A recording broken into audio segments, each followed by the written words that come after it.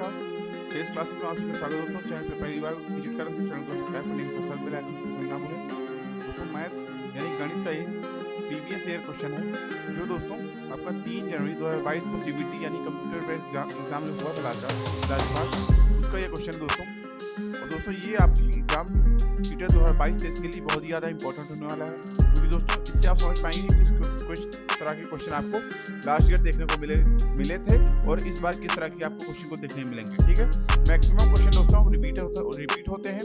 ठीक है, इसीलिए दोस्तों ये क्वेश्चन सीरीज चला रहे हैं। ठीक है, ज्यादा देर न करते हुए सीधे चलते हैं हम लोग प्रश्न की ओर। ठीक है दोस्तों, वीडियो अच्छा लगे तो वीडियो को लाइक करिएगा एवं अपने दोस्तों में इसको शेयर भी करिएगा। ठीक है, पहला प्रश्न देखिए क्या कह रहा है।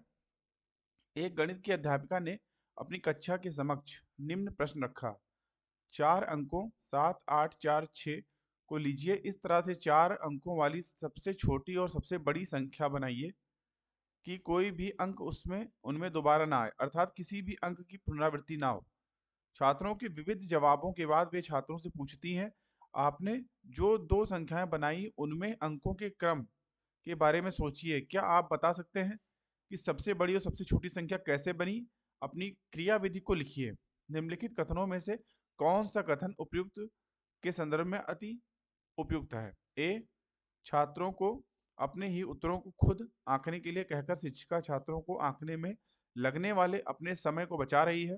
बी, शिक्षिका छात्रों को कक्षा में अनुशासन बनाने रखने के लिए व्यस्त रख रही है। सी, शिक्षिका छात्रों द्वारा दिए गए उत्तरों में सम्मिलित उनकी चिंतन प्रक्रिया को समझना चाहती है। या डी, शिक्षिका उन छात्रों को भ्रमित कर रही है जिन्होंने सही उत्तर दिया ताकि वे उत्तरों की फिर दोबारा से जांच कर लें। ठीक है, बताना उसका राइट आंसर कौन सा होगा। तो दोस्तों इस क्वेश्चन के लिए आपका सी ऑप्शन बिल्कुल राइट हो जाएगा। ठीक है, सबसे अच्छा ऑप्शन सी हो जाएगा। शिक्षिका छात्रों द्वारा दिए गए उत्तरों में सम्मिलित उनकी चिंतन प्रक्रिया को समझना चाहती है। ठीक है, चलते हैं नेक्स्ट क्वेश्चन की ओर। दूसरा क्वेश्चन देखो क्या कह रहा है। निम्नलिखित में से कौन सा रचनात्मक आकलन के लिए प्रयोग नहीं होता है? ए, छात्रों का पोर्टफोलियो यानी फाइल पत्राधान। बी, उपाख्यानात्मक अभिलेख। सी, सत्रांत परीक्षा। या डी, क्षेत्र भ्रमण। बताना उस राइट आंसर कौन सा होगा। तो दोस्तों इस क्वेश्चन के लिए आपका सी ऑप्शन जो है बिल्कुल राइट आंसर होगा, सत्रांत परीक्षा। ठीक है, चलते हैं नेक्स्ट क्वेश्चन की ओर। तीसरा क्वेश्चन देखो तो क्या कह रहा है। एक गणित के अध्यापक अपने छात्रों के समक्ष निम्नलिखित इबारती सवाल शब्द समस्या रखते हैं। समाचार पत्र की एक प्रति में 12 पन्ने हैं। हर रोज 10,500 प्रतियां छपती हैं। कितने कुल पन्ने हर रोज छपते हैं? एक छात्र जवाब देता है, उत्तर 1,25,000 से 1,30,000 के बीच होगा। निम्नलिखित में से कौन सा उपयुक्त कथन उपयुक्त के संदर्भ में सही है? ए, शिक्षक को छात्र को गलत उत्तर देने से हतोत्साहित करना चाहिए। बी, अनुमान रोजमर्रा के गणित में इस्तेमाल होता है, अतः शिक्षक को छात्र के अनुमानित उत्तर के लगभग सटीक होने की प्रशंसा करनी। सी, शिक्षक को छात्र के जवाब को नजरअंदाज करना चाहिए और गुणन की कलन विधि के शिक्षण पर ध्यान केंद्रित करना चाहिए। या डी, गणित में एकदम सही उत्तर चाहिए, इसलिए अनुमान की गणित में कोई प्रासंगिकता नहीं है। बताना उसका राइट आंसर कौन सा होगा। दोस्तों इस क्वेश्चन के लिए आपका बी ऑप्शन सबसे अच्छा ऑप्शन हो जाएगा। ठीक है, बी ऑप्शन, अनुमान रोजमर्रा के गणित में इस्तेमाल होता है, अतः शिक्षक को छात्र के अनुमानित उत्तर के लगभग सटीक होने की प्रशंसा करनी चाहिए। ठीक है, इस हिसाब से बी ऑप्शन आपका इस क्वेश्चन के लिए बिल्कुल राइट होगा। ठीक है, चलते हैं नेक्स्ट क्वेश्चन की ओर। चौथा क्वेश्चन देखिए तो क्या कह रहा है। राष्ट्रीय पाठ्यचर्या रूपरेखा एनसीएफ 2005 के अनुसार निम्नलिखित में से कौन सा कथन गणित सीखने के संदर्भ में कक्षा के भावी परिवेश की परिकल्पना यानी दृष्टि को निरूपित करता है? पहला, छात्र समूहों में काम कर रहे हैं और वास्तविक जीवन की परिस्थितियों के साथ संबंध जोड़ते हुए प्रश्नों को हल करने के लिए विभिन्न रणनीतियां खोज रहे हैं। दूसरा, छात्र पाठ्य पुस्तक के अभ्यासों को हल कर रहे हैं जो शिक्षक द्वारा हल किए गए उदाहरणों पर आधारित है। या तीसरा, शिक्षक अधिगम की प्रक्रिया पर मनन कर रहे हैं और गलतियों को अधिगम के अवसरों के तौर पर देख रहे हैं। या चौथा, छात्र प्रश्नों के हल को श्यामपट्ट यानी ब्लैक बोर्ड से नकल करके लिख रहे हैं। सही विकल्प का चयन कीजिए। ए, पहला और दूसरा। बी, दूसरा और चौथा। सी, पहला और तीसरा। डी, तीसरा और चौथा। बताना उसका राइट आंसर कौन सा होगा। दोस्तों इस क्वेश्चन के लिए आपका सी ऑप्शन बिल्कुल राइट होगा। ठीक है, पहला और तीसरा। पहला और तीसरा। ठीक है। छात्र समूहों में काम कर रहे हैं और वास्तविक जीवन की परिस्थितियों के साथ संबंध जोड़ते हुए प्रश्नों को हल करने के लिए विभिन्न रणनीतियां खोज रहे हैं और शिक्षक अधिगम की प्रक्रिया पर मनन कर रहे हैं और गलतियों को अधिगम के अवसरों के तौर पर देख रहे हैं। ठीक है। इस हिसाब से सी ऑप्शन आपका इस क्वेश्चन के लिए बिल्कुल ऐड होगा। ठीक है। चलते हैं नेक्स्ट क्वेश्चन की ओर। पांचवा क्वेश्चन देखिए क्या कह रहा है। एक प्राथमिक स्कूल की गणित की अध्यापिका चाहती है कि उनके छात्र दैनिक जीवन में सूचना को सुव्यवस्थित करने, निरूपित करने और अर्थ निकालने के लिए आंकड़ों के प्रबंधन की प्रशंसा करें। निम्नलिखित में से कौन सा अध्यापिका को अधिगम के परिणामों को प्राप्त करने में सहायता करेगा? ए, पाठ्य पुस्तकों में से हल किए हुए उदाहरणों पर चर्चा करना। बी, विविध रेल समय सारणियों का समाचार पत्रों में प्रकाशित सर्वेक्षणों आदि का उपयोग करना। सी, आंकड़ों के निरूपण के विभिन्न तरीकों की व्याख्या करना। या डी, उनको आंकड़ों के को निरूपित करने के विविध औपचारिक तरीकों के अवसर कराना। बताइए दोस्तों राइट आंसर कौन सा होगा? तो दोस्तों इस क्वेश्चन के लिए आपका बी ऑप्शन बिल्कुल राइट होगा। ठीक है। विविध रेल सारणियों का समाचार पत्रों में प्रकाशित सर्वेक्षणों आदि का उपयोग करना। ठीक है। बी ऑप्शन आपका इस क्वेश्चन के लिए सबसे अच्छा ऑप्शन होगा। चलते हैं नेक्स्ट क्वेश्चन की ओर। छठा क्वेश्चन देखिए क्या कह रहा है। निम्नलिखित में से कौन सी रणनीति प्राथमिक कक्षा में भिन्न की संकल्पना को प्रस्तुत करने के लिए अति उपयुक्त है? ए, श्यामपट्ट यानी ब्लैक बोर्ड पर भिन्न को P/Q की तरह लिखना जहां Q does not equal to 0 है और चिन्हों को समझाना। बी, भिन्न का उदाहरण लिखना और फिर तब भिन्न को निरूपित करने के लिए संख्या रेखा पर बिंदु चिन्हित करना। सी, वृत्त और आयताकार पहियों के सममित कटआउट्स के साथ भिन्नों को निरूपित करने के लिए कागज मोड़ने की गतिविधियों का उपयोग करना। डी, भिन्नों के 2 उदाहरण देना और छात्रों को उनकी कॉपियों में भिन्नों के 10 समान उदाहरण लिखने के लिए कहना। बताना तो राइट आंसर कौन सा होगा? तो दोस्तों इस क्वेश्चन के लिए आपका सी ऑप्शन बिल्कुल राइट होगा। ठीक है। वृत्तों और आयताकार पहियों के सममित कटआउट्स के साथ भिन्नों को निरूपित करने के लिए कागज मोड़ने की गतिविधियों का प्रयोग करना। ठीक है। सी ऑप्शन आपका इस क्वेश्चन के लिए सबसे अच्छा ऑप्शन होगा। ठीक है। चलते हैं नेक्स्ट क्वेश्चन की ओर। सातवां क्वेश्चन देखिए क्या कह रहा है। गणित की अपनी शब्दों और चिन्हों की भाषा जो छात्रों की दैनिक भाषा से बहुत दूर है। दिए गए कंचन के संदर्भ में निम्नलिखित में से कौन सा अति उपयुक्त है? बताना तो राइट आंसर कौन सा होगा? इसमें ऑप्शन देख लीजिए दोस्तों। ए, शिक्षक को विद्यार्थियों की गणित में इस्तेमाल होने वाली शब्दावली और चिन्हों को स्मरण कराने में सहायता करनी चाहिए। बी, शिक्षक को गणितीय समस्याओं को संदर्भित करना चाहिए और गणित को विद्यार्थियों के जीवन अनुभवों का भाग बनाना चाहिए। सी, गणित की भाषा को सीखने में विद्यार्थियों की सहायता हेतु शिक्षक को केवल गणित में इबारती प्रश्नों यानी सब समस्याओं को हल करने पर बल देना चाहिए। या डी, शिक्षक को कक्षा में महत्वपूर्ण गणितीय चिन्हों और सूत्रों के चार्ट को प्रदर्शित करना चाहिए। बताना दोस्तों राइट आंसर कौन सा होगा? तो दोस्तों इस क्वेश्चन के लिए आपका बी ऑप्शन बिल्कुल राइट होगा। ठीक है। शिक्षक को गणितीय समस्याओं को संदर्भित करना चाहिए और गणित को विद्यार्थियों के जीवन अनुभवों का भाग बनाना चाहिए। ठीक है। चलते हैं नेक्स्ट क्वेश्चन की ओर। आठवां क्वेश्चन देखिए दोस्तों क्या कह रहा है। एक 5वीं कक्षा की छात्रा द्विविम आकृतियों का उनके गुणों के आधार पर श्रेणियों में वर्गीकरण कर पाती है। ज्यामितीय विकास की वैन हेले सिद्धांत के अनुसार वह छात्रा ज्यामितीय विवेचन के स्तर पर है। ए, विश्लेषण। बी, स्वयं सिद्ध। सी, अभिज्ञान या पहचानना। डी, निगमन। बताना दोस्तों राइट आंसर कौन सा होगा? तो दोस्तों इस क्वेश्चन के लिए आपका ए ऑप्शन जो है विश्लेषण जो है सबसे अच्छा ऑप्शन हो जाएगा। ठीक है। चलते हैं नेक्स्ट क्वेश्चन की ओर।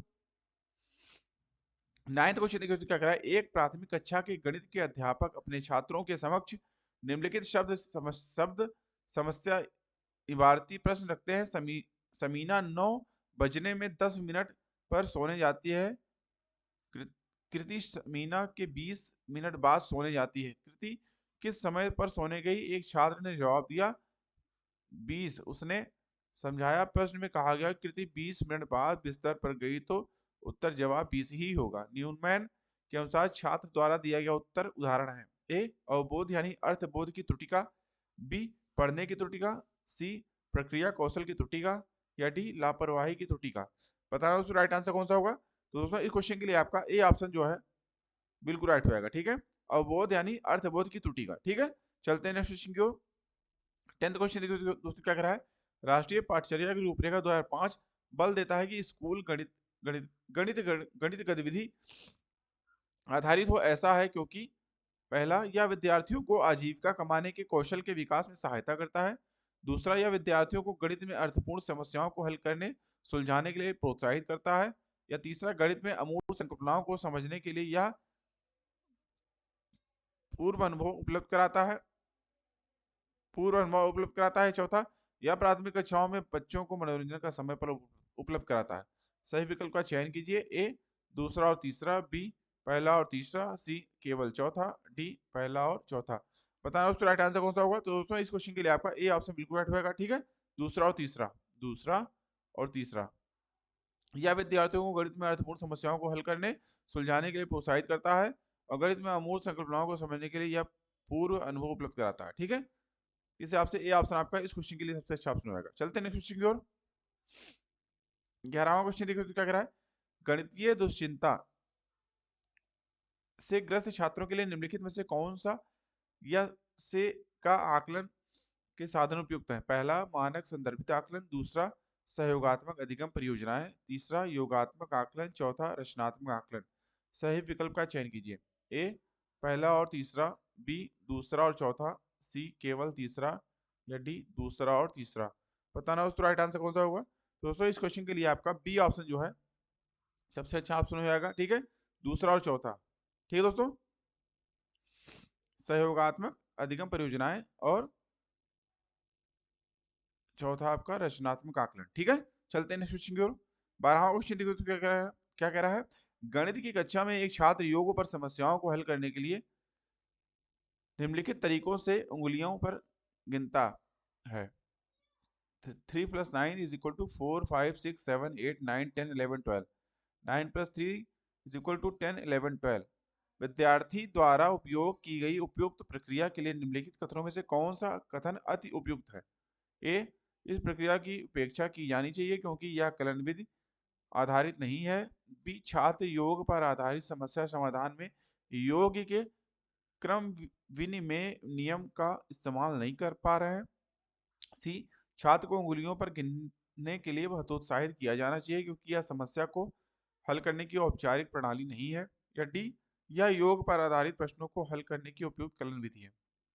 बताना उसका राइट आंसर कौन सा होगा। तो दोस्तों इस क्वेश्चन के लिए आपका बी ऑप्शन सबसे अच्छा ऑप्शन होगा। ठीक है, छात्र योग पर आधारित समस्या समाधान में योग के क्रम विनिमय नियम का इस्तेमाल नहीं कर पा रहे हैं। ठीक है, इस हिसाब से बी ऑप्शन आपका इस क्वेश्चन के लिए सबसे अच्छा ऑप्शन होगा। चलते हैं नेक्स्ट क्वेश्चन की ओर। 13वां क्वेश्चन देखो दोस्तों क्या कह रहा है। निम्नलिखित में से कौन सी गणित में समस्या समाधान की रणनीति नहीं है। ए पश्चिगामी रूप से हल करना।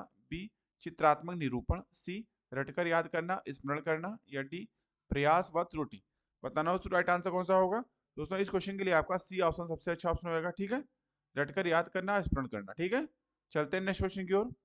14वां क्वेश्चन देखो दोस्तों क्या कह रहा है। एक गणित के अध्यापक अपने छात्रों के समक्ष एक प्रश्न रखते हैं, प्रस्तुत करते हैं। पूर्णांकों का एक जोड़ा लिखिए जिसका जोड़ योगफल ऋणात्मक पूर्णांक है। उपयुक्त प्रश्न का उदाहरण है। ए खुले सिरे वाला प्रश्न। बी परिमितोत्तर प्रश्न यानी बंद सिरे वाला प्रश्न। सी स्मरण यानी आधारित प्रश्न, स्मरण आधारित प्रश्न। और डी बहु विकल्पीय प्रश्न। बताना उसका राइट आंसर कौन सा होगा। दोस्तों इस क्वेश्चन के लिए आपका ए ऑप्शन खुले सिरे वाला प्रश्न जो है बिल्कुल राइट ऑप्शन हो जाएगा इस क्वेश्चन के लिए। ठीक है, चलते हैं नेक्स्ट क्वेश्चन की ओर। और दोस्तों ये इस वीडियो लेक्चर का लास्ट क्वेश्चन है। निम्नलिखित प्रश्नों को पढ़िए। गणित में हम प्रत्यक्ष वस्तुओं से धन पूर्णांकों के समुच्चय के अमूर्त रूप को समझते हैं। इस समुच्चय में हम शून्य सम्मिलित करते हैं और पूर्णांकों का समुच्चय प्राप्त होता है। इस समुच्चय में हमने ऋणात्मक संख्याओं को सम्मिलित किया पूर्णांक समुच्चय को पाने के लिए। पूर्णांकों में हमने धनात्मक और ऋणात्मक भिन्नों को जोड़ा परिमेय संख्या का समुच्चय पाने के लिए। उपयुक्त कथन इसे प्रतिबिंबित करता है। ए गणित में संकल्पनाओं के रैखिक प्रबंध को। बी गणित के पदानुक्रमिक स्वभाव को। सी गणित में संकल्पनाओं के मूर्त स्वभाव को। या डी गणित में संकल्पनाएं अमूर्त से मूर्त यानी प्रत्यक्ष की तरफ चलती हैं। बताना उसका राइट आंसर कौन सा होगा। दोस्तों इस क्वेश्चन के लिए आपका बी ऑप्शन जो है गणित के पदानुक्रमिक स्वभाव को बिल्कुल राइट आंसर हो जाएगा इस क्वेश्चन के लिए। ठीक है, तो दोस्तों अभी के लिए इतना ही। आशा करता हूँ आपको वीडियो अच्छा लगा होगा। दोस्तों वीडियो अच्छा लगा हो तो वीडियो को लाइक करिए एवं इस वीडियो को कम से कम अपने 4 मित्रों के साथ इसको शेयर करिए। ठीक है दोस्तों, दोस्तों अभी तक आपने अगर हमारे चैनल को सब्सक्राइब नहीं किया है तो प्लीज़ हमारे चैनल को सब्सक्राइब करिए एवं बेल आइकन भी ऑन कर लीजिए, जिससे हमारे चैनल पे आने वाले सभी प्रकार के वीडियोस की नोटिफिकेशन आपको टाइमली मिलते रहे। अभी की वीडियो को देखने के लिए आप सभी का बहुत बहुत धन्यवाद। मिलते हैं दोस्तों नेक्स्ट वीडियो लेक्चर में, तब तक के लिए थैंक यू। जय हिंद।